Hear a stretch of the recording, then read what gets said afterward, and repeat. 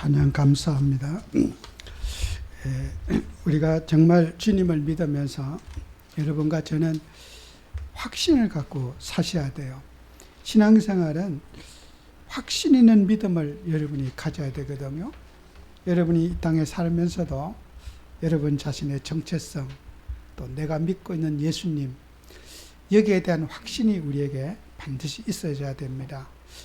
저는 밖에서 많은 얘기를 듣습니다. 또 여러분에게 제가 담임 목사로서 제가 자랑하는 것이 아니거든요. 저는 지금까지 수많은 목사님들 뵙고 이렇게 인간관계を삽니다. 제 말에 한 번도 지금까지 토를 다는 목사님은 계시지 않았어요. 한 번도 목사님들에게 목사님 말씀이 지금 성경적으로 틀립니다. 그런 토를 다는 제가 말을 할 때 토다는 목사님들은 한 번도 계시지 않았어요. 40년까지 한 번도 없었어요. 그 말은 제가 성경을 저는 하나님 말씀으로 믿기 때문에 성경에서 어긋나는 일에 대해서는 저는 어떤 것도 동의하지 않고, 성경을 제시했을 때 우리 목사님들이 제게 한 분도 토를 달거나 제 말에 어떤 반박하는 말씀은 지금까지 한 건도 없었습니다. 여러분이 남설교회 성도님으로 이 땅에 이 자리에 오시면서 감사해야 될 일이 바로 그거예요. 다 수많은 목사님들은 각자에서 신학을 하시고 또 공부를 하고 또 교리와 여러 가지 배우신 분들이 제게 지금까지 지적사항이 없었다는 것은 목사님들이 저에게 적어도 다른 거는 모르지만은 성경을 보는 것에 대해서는 신뢰하고 있다는 것이 아니겠습니까? 그럼 여러분은 목사를 만났을 때 성경을 바르게 가르쳐주는 목사가 만났다면은 최고의 인생 성공한 분들이에요. 여러분 축복받으신 거예요. 여러분 거기에 대한 자부심을 여러분은 가지셔도 저는 틀리지 않다고 생각합니다.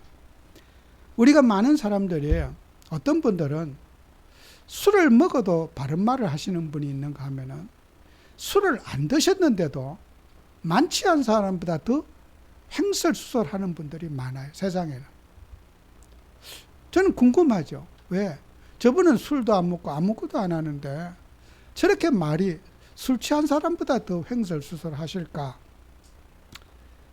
저는 거기에 제가 직선적인 답을 해줄 수 없지만은 우리 인생의 판단과 기준이 성경이 아니면은 술 취한 사람보다 더 횡설수설하고 우리가 살아가고 있다고 생각하시면 돼요. 여러분은 우리 성경 말씀이 여러분 인생의 기준이 될 때 우리는 바른 판단, 바른 생각 우리가 할 수가 있는 거예요. 말씀이 기준이 아니면은 술 만취해서 사는 사람보다 더 횡설수설하고 살아가요. 술 먹는 것이 그렇게 죄입니까? 술 안 먹고도 훨씬 더 헛소리 많이 하고 사시면서. 술 먹는 걸 정죄할 수 있습니까? 나는 얼마나 헛소리를 많이 하고 헛생각을 많이 하고 사는지, 말씀이 내 인생의 기준이 되지 않는 분들은 술꾼을 절대로 비난할 수 없어요. 요한 칼빈 선생은 이런 말씀을 하셨어요. 요한 칼빈 선생이 이런 말씀을 하셨는데, 인간의 마음은 우상을 만드는 공장이다, 이런 말을 했어요. 우리가 사람이 무엇을 생각하고 관심을 갖고 하는 것은 전부 다 뭐예요? 우상이다, 우상. 하나님과의 관계없는, 하나님을 배역하고 하나님을 대항하는 관심과 생각 속에 인간은 산다는 거예요. 저는 요한 칼빈 선생의 그 고백이 정말 저는 공감해요. 우리는 말씀을 놓치는 순간에 우리 인생은 우상 속에 빠지게 되는 거예요. 돼지머리 갖다 놓고 절하는 것만 우상이 아니라 우리의 관심, 생각, 모든 사상이 하나님과 관계없는 생각 속에 우리가 살아가고 있다는 거예요. 여러분, 우리는 어떤 일이 있어도 말씀 속으로 돌아오시기를 바랍니다.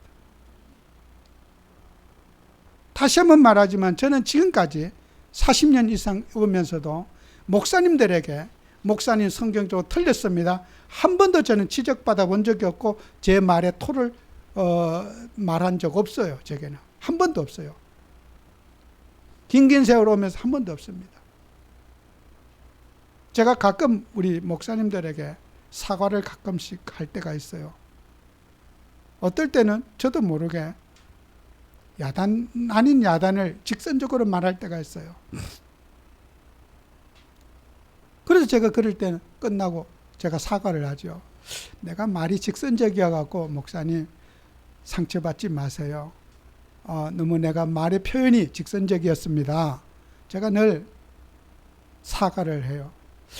그 이유가 어떨 때는 저도 모르게 이렇게 말을 딱 잘라서 얘기할 때가 많아요. 여러분, 우리가 이단이라고 하는 것도 마찬가지예요. 이단이라는 단어를 함부로 사용해서는 안 돼요. 여러분, 우리가 복음운동하는 것이 우리가 이단이었나? 저는 하나님 앞에 결코 저는 이단이 아니에요. 여러분들도 이단이 아니에요. 제가 이단 속에 살았습니까? 그런 말을 함부로 하시면은 정말 하나님 기뻐하시 않으셔요. 예수가 그리스도라는 것은 그걸 갖고 우리는 참된 복음이라고 말해요. 그러면은 이단이라고 할 때 영어로 안티크라이스트라는 거예요. 적 그리스도, 그걸 이단이라고 그래요. 그리스도를 부인하는 걸 이단이라고 그렇게 말합니다. 성경적인 정의는. 그러면 우리가 행동이 어떻게 좀 이상하다, 어떤 삶이 이상하다, 그것은 우리가 삶의 어떤 사회적 통념에 맞지 않은 행동을 했다고 해서 저 사람이 이단이라고 말할 수 있느냐는 거예요. 여러분이 우리가 이 땅에 살아가는 동안 예수님도 그랬잖아요. 제자들이 늘 질문하잖아요. 세금을 내야 됩니까? 말아야 됩니까? 사회적인 통념과 우리 성도들의 교회 생활과 늘 부딪히고 충돌하는 거예요. 그죠? 그러면 세금을 안 내면 이단이 됩니까? 세금을 내면은 참단이 됩니까? 아니잖아요. 그것은 개인의 판단의 문제지, 그거는 이단에 관한 논리가 아니란 말이에요. 우리가 윤리적으로 도덕적으로 뭔가 문제가 있어요. 그렇다고 해서 이단입니까?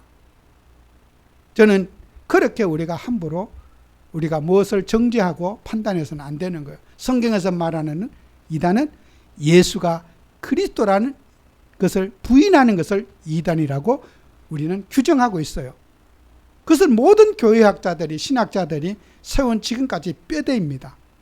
그 다음에 교리적 우리가 이단을 한번 생각해 볼 수가 있어요. 여러분, 우리가 교리적으로 이단이 됐다서 구원받지 못합니까? 시골에 낯 놓고 기억자도 모르는 분이 예수를 믿고 영접하고 구원받고 저는 천국 간다고 확신합니다.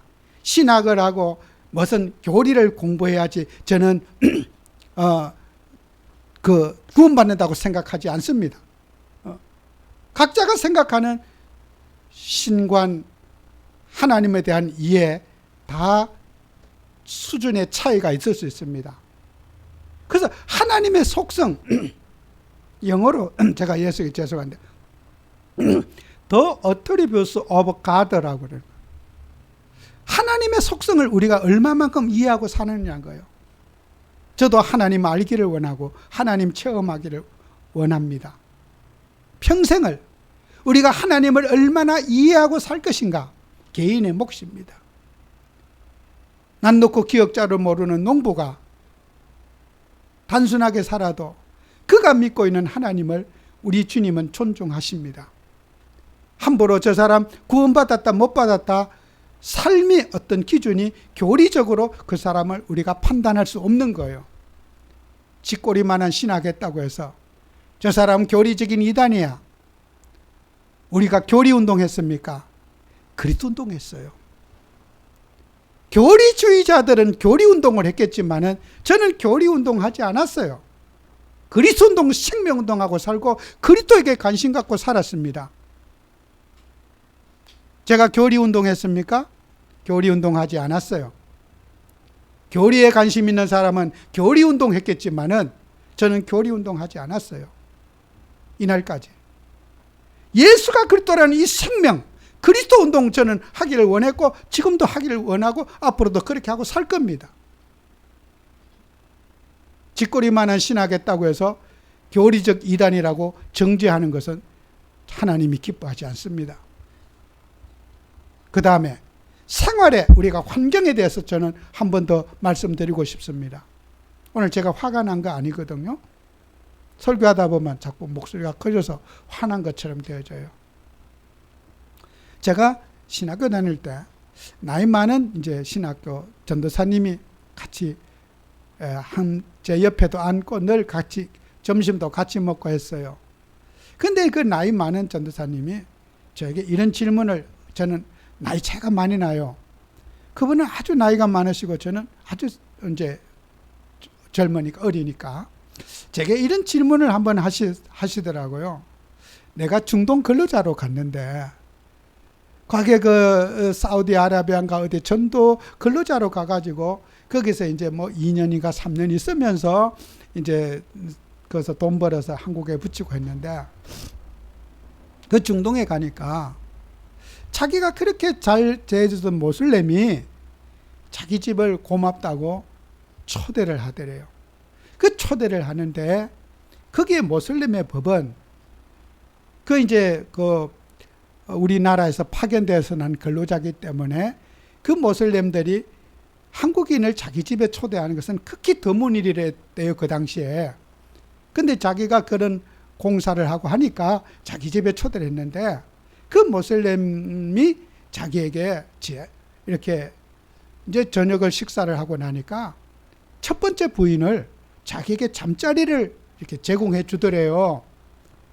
자기는 기독교인으로서 그 잠자리를 거부하게 되면은 거기에서는 어떻게 되냐면요, 모든 인간관계가 끝이래요. 그 호의를 베풀 모슬렘들은 일부 다처제인데 제일 중요한 첫 번째 부인을 그 손님에게 대접하는 것은 최고의 예우를 대해주는 것이래요. 근데 그걸 거절하면 어떻게 해요? 그때부터는 모든 거래관계, 인간관계는 끝이라는 거예요. 저한테 물어봐요.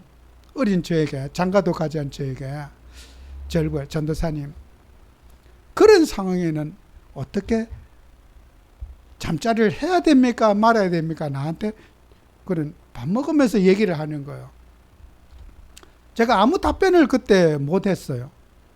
여러분이 이 세상에 살아가면서 사람들은 생활의 규모에 대해서, 여러 가지 환경에 대해서, 우리가 상황 적응에 대해서, 아브라함 시대 또 다윗 시대 또 여러 가지 상황에 대해서 우리가 하나님의 말씀의 룰을 어기고 수많은 사람들이 살아왔고 거기에 현실 문제에 젖어서 살아왔어요. 그렇다고 해서 그 사람이 이단이냐는 거예요. 그러면 성경에 나타나는 모든 사람이 다 이단인 거예요. 아브라함도 이단이고 다윗도 이단이고 삶의 생활이 말씀대로 살지 못하면 다 이단이냐는 거예요. 성경에 나타나는 모든 인물이 다 이단돼 버립니다. 하나님의 말씀대로 살아갈 수 있는 사람은, 우리는 기준입니다만은 그 기준에 살기 위해서 늘 끊임없이 노력하고 내 자신과 싸워야 될 숙제를 가지고 있지, 그렇다고 해서 이단이냐는 거예요. 그렇다면은 삶의 기준으로 본다면은 이 세상의 모든 사람이, 성경에 나타난 모든 인물이 이단이 아닌 사람은 한 명도 없을 겁니다. 그래서 제가 말하잖아요. 이단이라는 말을 함부로 사용하시지 말라. 하나님이 굉장히 그 싫어하시는 말씀이에요. 우리는 존중하고 내 자신이 어떻게 살아갈 것인지, 하나님의 뜻대로 살아갈 것인지 늘 나를 회개하고 세워야 할 숙제를 가지고 저와 여러분을 이 자리에 부르신 거지, 남을 정죄하거나 돌 던질 자격도 없고 능력도 없고 그래서 안 되는 거예요. 정말 저와 여러분들은 참 복음, 예수가 그리스도란 이 복음은 영원한 거예요. 그죠? 그 예수님을 우리는 믿고 살아요. 그런데 우리는 그런 논리에 어떤 신학을 하신지는 몰라도 많은 분들이 말 참 많이 하시더라고요. 제게는 어떤 말도 그런 말로 만약에 제게 누가 말한다면 제가 아무리 참으려고 해도 제한테는 야단을 말이 직선적으로 나갈 수밖에 없어요. 여러분이 하나님의 일을 하는 저와 여러분에게 우리는 예수가 그리스도라는 복음을 훼손시키지 마시기 바라요. 그거는 영원한 거예요. 주님이 그리스도 때문에 오셨고 그리스도 때문에 죽으시고 그리스도 때문에 살아나셔서 그리스도께서 성령으로 우리와 함께 계시는 거예요. 그렇죠? 그 그리스도는 구원의 완성이십니다. 여러분이 그 그리스도라는 일 때문에 하나님 자녀가 되었습니다. 그 신분 가지고 우리는 살아가는 것입니다. 절대로 여러분은 언약 그리스도를 놓치지 마시라.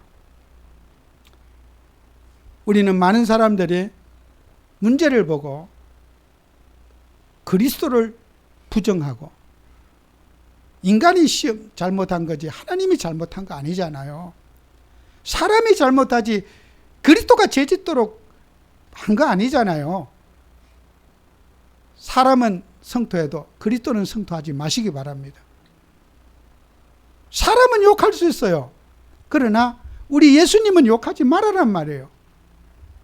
예수님 먹칠은 하지 말자는 거예요. 사람은 지탄받아 마땅하지만은 우리 주님은 영광을 돌리고 주님이 그리스도 되시면 우리가 영원히 사랑하고 살아야 될 과제를 우리는 가지고 이 자리에 저와 여러분이 모였습니다.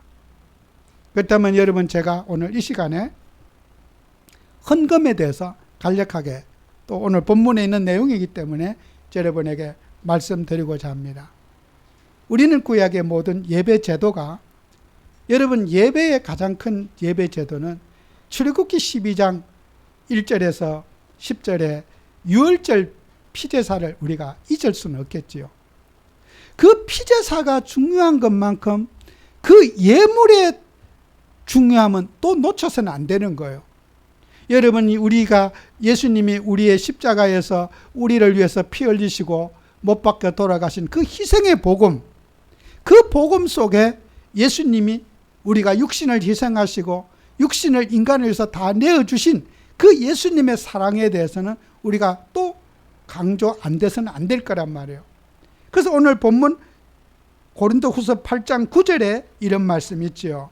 우리 주 예수 그리스도의 은혜를 너희가 알거니와 부유하신 이로써 너희를 위하여 가난하게 되심은 그의 가난함으로 말미암아 너희를 부유하게 하려 하심이라 그랬어요.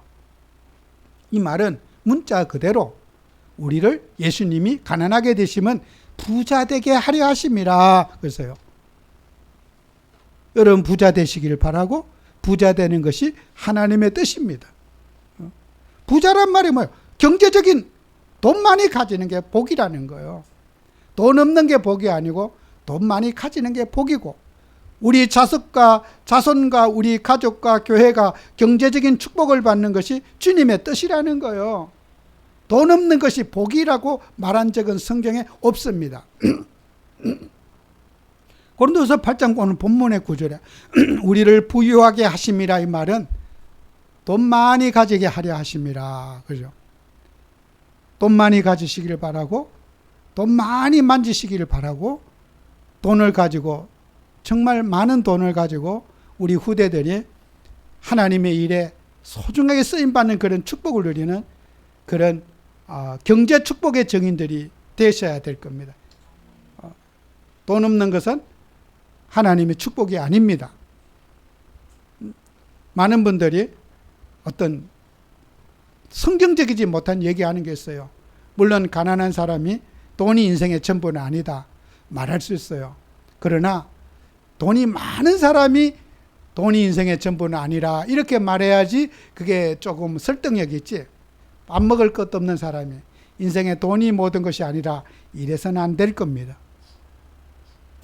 여러분이 하나님을 하면서 출애굽기 22장에 유월절 피제사를 드리잖아요. 성경 말씀에 보면은 4절에 어린 양에 대하여 식구가 너무 적으면은 그 집의 이웃과 함께 사람의 수를 따라 하나는 잡고 각 사람의 이 떡을 먹을 수 있는 분량을 따라서 너희 어린 양을 계산할 것이며 그랬어요. 하나님 앞에 피제사를 드릴 때에 짐승을 가지고 오잖아요. 그 짐승을 잡은 고기를 제단에 와서 다 나눠 먹고 예배를 드리고 나서 나눠 먹어야 되는데 음식이 남아도 안 되고 모자라도 안 되는 거예요. 그러면 한 사람이 돈 있다고 해서 다 가져와 가지고 짐승을 100명이 와서 100명을 다 잡았어. 한 사람이 양 한 마리를 다 먹을 수 있습니까? 예배에 드린 재물을 그렇게 가치없이 버리게 해서는 안 된다는 거예요. 식구가 없어. 가져왔어. 그러면 이웃 사람하고 같이 함께해서 먹을 양만큼만 잡아서 피제사를 드리라. 재물이. 예배는 뭡니까? 하나님께 만족이고, 우리는 여러분 우리나라 사람들은 쌀을 가지고 이제 주식을 하는 나라기 때문에 뭐 고기만 먹지 않잖아요. 출애굽받은 이스라엘 명성 유목민들은 고기가 주식이에요. 고기에는 비타민도 있고 철분도 있고 다 종합적인 영양소가 고기 속에는 들어져 있어요. 그래서 고기만 먹어도 사람이 안 죽어요. 우리나라 사람은 밥 안 먹으면 죽을 줄 알아. 쌀밥 안 먹으면. 그 고기 안에 종합적인 영양이 다 있어요. 밥 먹는 것 이상으로 고기가 영양이 충분합니다. 그런데 이스라엘 백성은 고기가 밥이에요. 주식이에요. 그러면 예배를 드리고 나면 어떻게 해요? 밥을 먹을 수 있어요. 그러면 예배는 매일 드려야지 좋겠어요? 한 달에 한 번을 예배 드리면 밥 굶어 죽어요. 이스라엘 백성들은 밥 먹기 위해서라도 매일 예배를 드려야지 예배가 즐거움이 되는 거예요. 우리가 삼식이잖아요. 이스라엘 백성들은 하여튼 예배만 많을수록 좋아. 하나님께 피제사 드리고 거기에서 음식을 먹기 때문에 예배가 인간의 일용할 모든 양식이 예배 속에 다 포함되어 있어요. 예배는 경사고 즐거움이고 예배는 행복인 거예요. 단순히 짐승의 목만 끊어서 죄만 증가시키는 게 아니에요. 모든 만족이 예배 속에서 인생의 영육간의 행복이 예배에 있는 거예요. 그게 하나님이 아담에게 피제사의 예배 원리를 통해서 영육간의 만족을 갖도록 하나님은 예배의 축복을 우리에게 주신 거예요. 그래서 하나님은 피제사는 인간에게는 가장 아름다운 예배 원리를 우리에게 주신 거예요. 그것이 하나님이 범죄한 인간에게 예배를 통해서 인생의 참 응답과 만족을 누리라고 예배 제도를 우리에게 주신 거란 말이에요. 단순히 짐승을 죽이는 데만 끝나는 게 아니란 말이에요. 그 짐승의 고기를 같이 먹고 나누면서 거기에서 이스라엘 백성들을 연합하게 하고 공동체 생활을 하게 하는 거란 말이에요. 그럼 예배는 뭡니까? 예배는 이제 예배를 드리고 나면은 여호수아 13장 14절에 이런 말씀이 있죠. 레위 지파에게는 여호수아가 기업으로 준 것이 없으니 이는 그에게 말씀하신 것 같이 이스라엘 하나님 여호와께 드리는 화제물이 그들의 기업이 되었습니다. 만약에 이스라엘 백성들이 12지파가 있는데 레위 지파에게는 땅을 재산을 주지 않았어요. 예배 드리고 나서 그 음식이 레위인들에게 밥이 되니까 12지파는 죄송하지만 열심히 죄짓고 죄지은 사람들 전부 다 양소 데리고 와서 매일 아침 저녁으로 잡아야지 레위인이 굶어 죽지 않아요. 만약에 11지파가 죄를 안 지어서 짐승 잡을 것, 레위인은 그날로 굶어 죽습니다. 그런데 걱정할 게 없어요. 늘 인간은 죄를 짓게 되기 때문에 피제사 드려야 되기 때문에 레위인이 굶어 죽을 일은 없습니다. 여러분이요, 죄가 더한 곳은 은혜도 더욱 넘쳤나니 그래요. 죄가 있기 때문에 우리 예수님의 보혈을 붙잡고 피제사를 붙잡아야 되는 거예요. 죄 없는 사람은 예수 믿을 필요가 없죠. 그죠?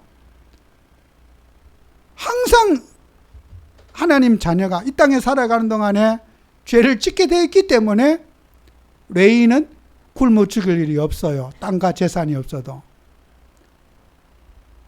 그럴 염려는 없어요.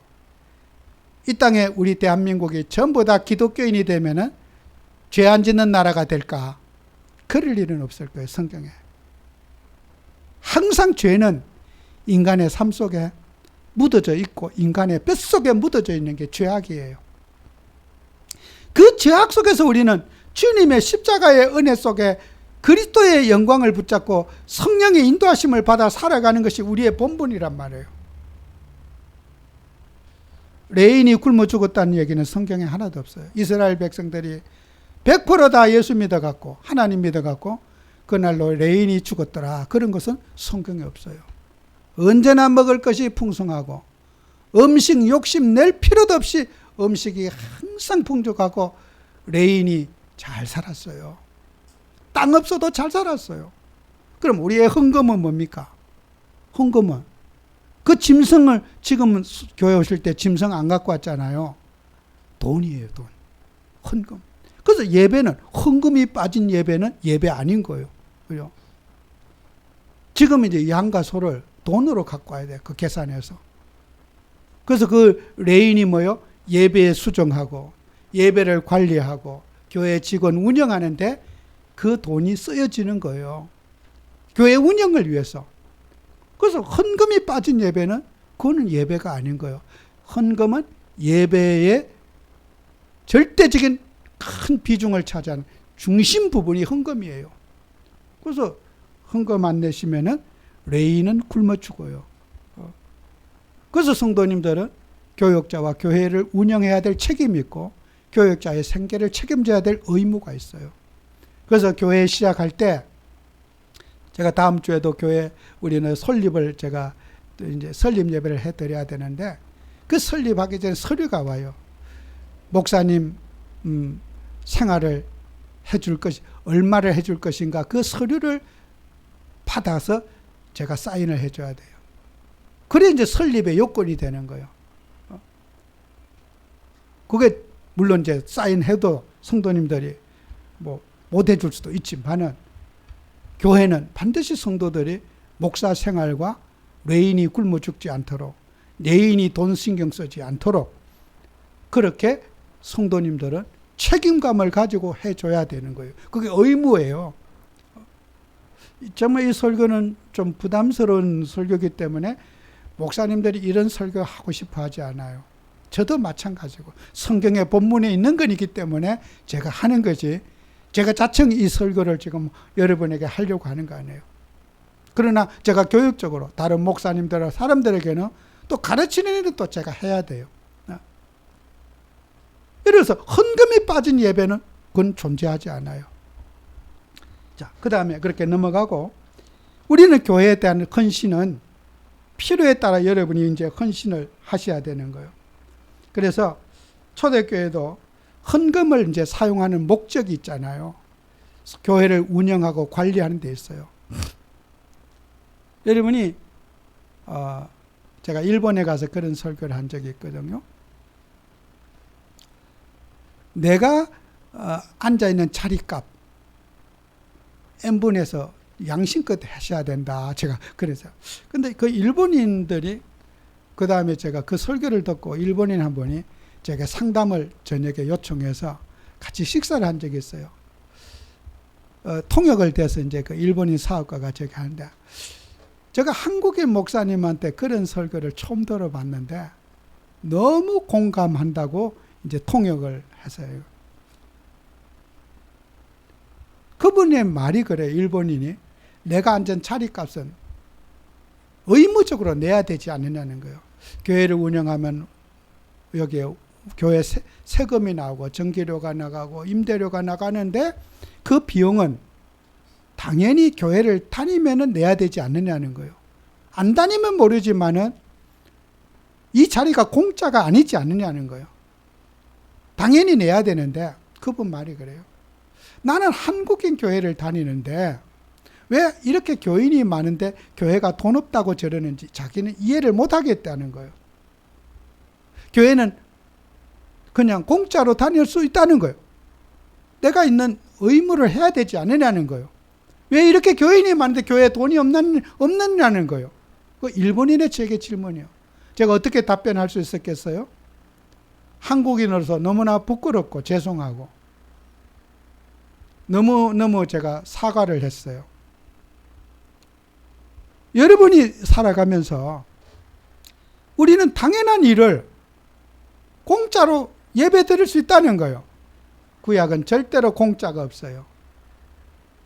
모든 사람이 다 함께 교회를 만들어가고 교회 같이 구성으로서 교회 운영에서 공동의 짐을 져야 되는 거예요.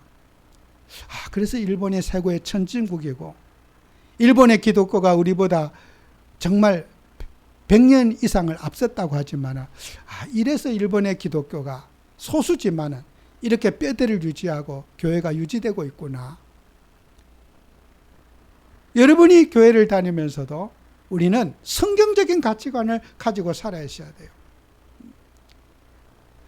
여러분이 하나님을 믿으면서 교회 구성원으로서 자기 역할 하셔야 되는 거예요. 그것이 여러분에게 온전한 믿음이 되는 거예요. 헌금은 해도 되고 안 해도 된다. 그거는 신앙이 아니에요. 그래서 여러분은 항상 이런 헌금관에 대해서 우리가 가치관을 가지고 헌금은 의무지 선택이 아니라는 거예요. 그것이 바로 하나님이래요. 이것이 교회가 말하는 헌금관이에요. 그리고 교회는 헌금의 종류가 왜 이렇게 많으냐? 좋은 교회는 선교헌금, 복지를 위해서 사회에 어려운 교회가 필요한 것, 도울 수 있는 것은 헌금의 봉투 종류가 많을수록 교회는 좋은 교회다. 불신자는 불평해. 교회 갔더니 헌금의 종류가 봉투가 너무 많더라는 거야. 무슨 구제 헌금 봉투, 무슨 봉투, 뭘 돕겠다, 뭐 아픈 사람 도와주겠다, 막 봉투 종류가 너무 많더라는 거예요. 건축 헌금 비롯해서. 그것은 그런 사람은 교회를 비난하기 위한 말이지, 성경은 교회는 봉투의 종류가 많을수록 좋은 교회다. 성경적인 교회다.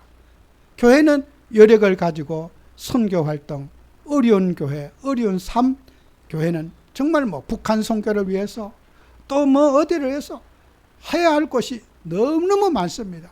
그 교회는 찾아서 그런 것들을 우리가 역할을 감당해내는 그런 우리 교회가 돼야 될 겁니다. 그 다음에 우리는 교회는 헌금에 이제 헌금은 뭐냐? 아까도 서론에 얘기했지만은 헌금이 바로 복이고 돈이 복이다. 교회 성경은 그렇게 말하고 있어요. 돈의 상처를 가진 분은 아까도 뭐 돈이 뭐 다냐? 돈이 복 그러면 돈이에요.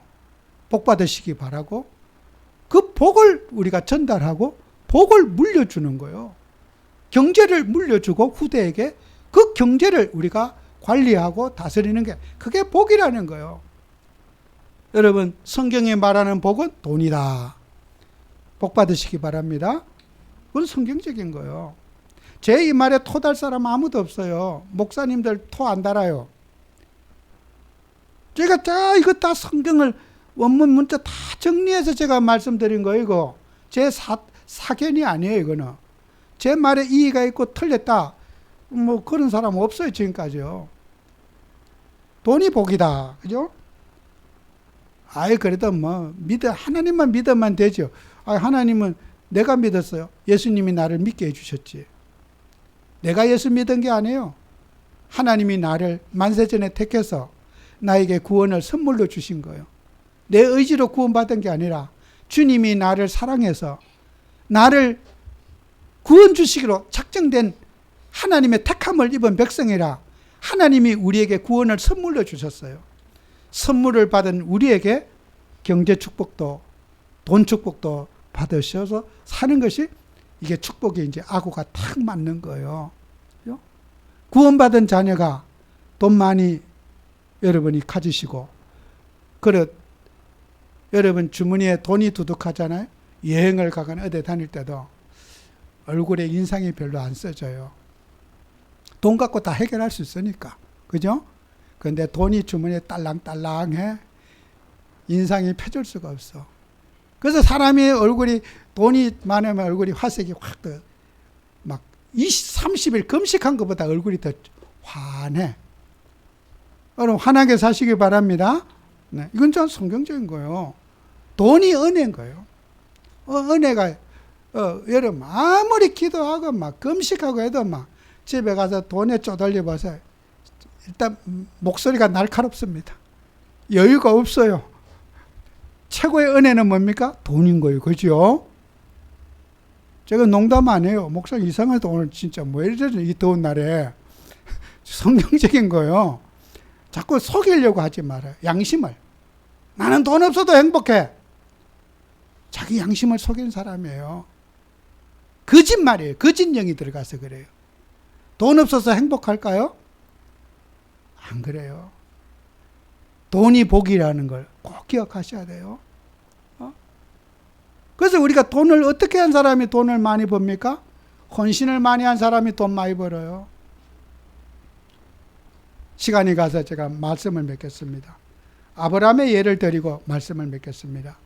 여러분, 아브라함은 창세기 14장 13절 16절에 보면은 아브라함은 집에 14절에 아브라함은 그의 조카 롯이 사르습을 듣고 집에서 길리고 훈련된 자 318명을 거느리고 단같이 쫓아가서 아브라함은 창세기 13장 18절에 보면 마물의 상수리 숲을 근처에 그가 살았어요. 아브라함은 유목민이기 때문에 우리처럼 집을 짓고 살지 않고 늘 양들이 천막을 짓고 살았어요.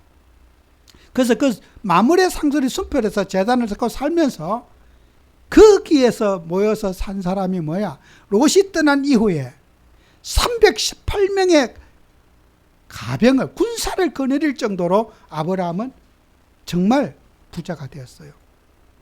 아브라함의 인생이 하나님이 창세기 12장에 너는 내가 내게 지시하는 땅으로 가라. 그 백성이 젖과 꿀이는 땅에 왔더니 먹을 것도 없고 마누라를 애굽에 가서 팔아야 될 정도로 비참한 인생의 경제적인 고통을 받고 살았어요. 그런데 하나님은 아브라함의 믿음에 결단하고 믿음의 삶을 살아갈 때 하나님은 아브라함에게 비록 천막에 살면서도 집에는 돈이 풍부했어요. 그 돈이 풍부하니까 어떻게 해요? 아브라함이 여유가 있어요. 그 롯을 구해오고 전리품을 다 뺏어왔어요. 근데 어떻게 해요? 그 돈 10원도 안 가져서 다 나눠줬어. 아브라함은 돈에 욕심을 낼 필요가 없을 만큼 경제 축복을 받았어요. 돈이 없는 상태에서 아브라함이 그 전리품 롯을 취하고 다 가져와갖고 다 나눠줬겠어요? 안 그랬을 거예요. 그 군사들에게, 수고한 군사들에게 다 나눠주고 거기에 뭐냐? 신발끈 하나라도 아브라함은 갖지 않았다고 그랬어요. 그 전리품 갖지 않아도 아브라함은 살아가는데 문제가 없기 때문에 다 양보할 수 있었어요. 여러분, 축복의 증인이 되셔야 돼요. 그죠? 아브라함처럼. 때로는 우리는 복음 때문에 수고하고 헌신했을 때 육신의 어려움과 고난도 있고 내가 이렇게 수고하는데 주님은 나에게 계산하지 않는다고 하는 그런 우리가 불만도 가지고 있고 왜 나는 이렇게 어려운가 하는 어려움의 문제에 봉착할 수도 있어요. 그러나 아브라함은 어떻게 해요? 그 모든 것이 위로의 발판이 되었고 축복의 발판이 되었습니다. 여러분의 인생도 그리 되시기를 꼭 바랍니다. 여러분의 수고에 우리 자손들이 천배 만배의 복을 받아서 우리 부모님 때문에 우리 할머니 때문에 우리가 그 복을 받고 사는구나. 후대들이 하나님께 감사할 수 있도록 증인이 되시기를 축원합니다. 기도합니다. 주님, 오늘 주님이 주신 말씀대로 살기를 원합니다. 그 말씀이 우리의 삶에 그대로 성취되게 주시옵소서. 예수님 이름으로 기도합니다. 아멘.